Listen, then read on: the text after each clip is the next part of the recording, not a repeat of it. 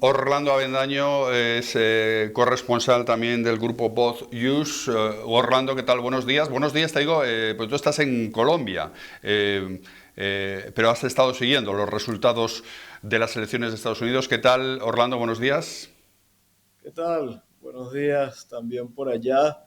Sí, ahí hemos estado casi que una cobertura de 24 horas bastante firme desde Dallas, en el estudio de Dallas y también desde West Palm Beach, donde finalmente Donald Trump dio su discurso ya como presidente electo.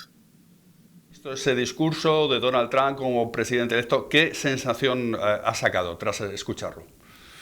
Bueno, fue bastante conciso, bastante concreto para ser Trump. Se extendió por 25 minutos y habló en términos reales de lo que fue su campaña, que fue atender los asuntos que principalmente le preocupan a los americanos, como además quedó demostrado hoy de una manera abrumadora, rotunda y que no deja espacio a dudas de la economía, de la crisis migratoria sin precedentes que ha habido bajo esta administración y que ha provocado un aumento en la delincuencia y por supuesto la inestabilidad global que se ha provocado en gran parte por la fragilidad de esta administración. Esos fueron los puntos que abordó, prometió que bajo su gobierno, primero dijo que no va a descansar y que va a dedicar cada respiro de su vida a lograr el mandato que le dio hoy Estados Unidos, además de una manera completamente transversal. Gana, recupera el Senado, todavía no se sabe, pero es muy probable que mantenga la Cámara de Representantes y esto sería pues una ola roja absoluta. Y a propósito de ese mandato, él ratificó hoy que su propósito es recuperar la economía americana, un poco volverla a los índices que él tenía cuando fue presidente, que antes de la pandemia pues eran números históricos en todo sentido, sobre todo en cuanto al trabajo, el empleo y, por ejemplo, la compra de vivienda, etcétera. Recuperar un poco la seguridad de las grandes ciudades que hoy se ven azotadas por el aumento del crimen, a propósito también de la crisis migratoria y por supuesto de parar las guerras que hay. Hay que recordar que Donald Trump fue el primer presidente en más de 30 años en no iniciar una guerra y además acabar durante ese periodo con enemigos importantes de Estados Unidos, como el ISIS, que había estado en apogeo hasta que finalmente fue neutralizado bajo la administración de Donald Trump. Recordamos cómo anunció la baja de al-Baghdadi en su momento. Pero bueno, estos fueron los temas que en rasgos generales tocó en un discurso que fue bastante conciso.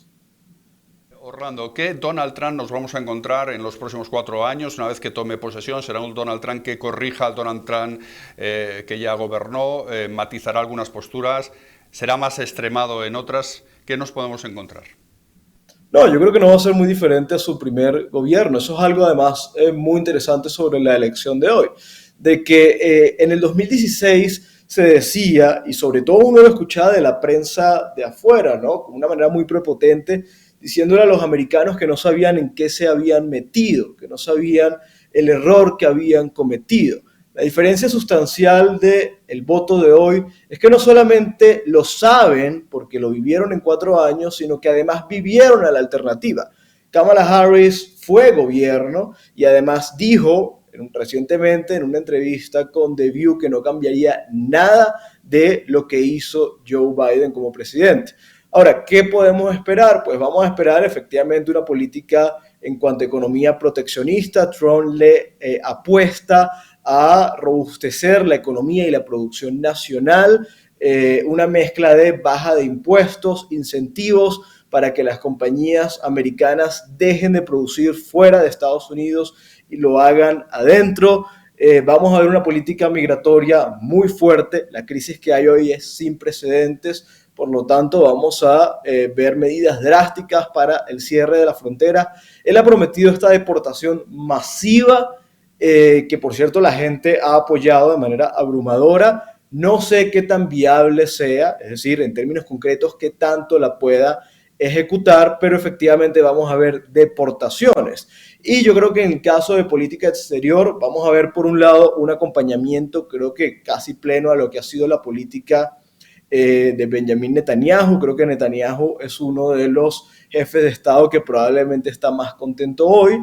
Y por el otro lado, en el caso de Ucrania, yo sí creo que vamos a ver una resolución, pero una resolución no en los términos de Zelensky, como probablemente le gustaría, quien hoy debe estar un poco preocupado, sino en términos quizá mucho más ajustados a la realidad.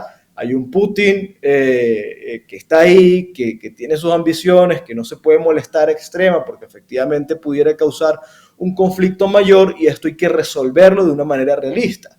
Yo creo que no va a ser en términos ni de Zelensky ni de Putin, tenemos que recordar, porque esto está el mito de que Trump es el gran amigo de Putin o la pieza de Putin. Eso pues no se corresponde con la realidad. De hecho, hace unos días el Wall Street Journal confirmó un reporte que ya es viejo, que en un momento cuando Putin estaba un poco sopesando incurrir en Ucrania durante su administración, Trump llamó a Putin y en términos muy fríos le dijo: Putin, tú y yo somos amigos, tú lo sabes, nos llevamos súper bien, pero si te metes en Ucrania voy a volar en 1000 pedazos el Kremlin. Eso es un poco lo que vamos a ver. Me llevo bien con los dictadores, pero los mantengo al margen.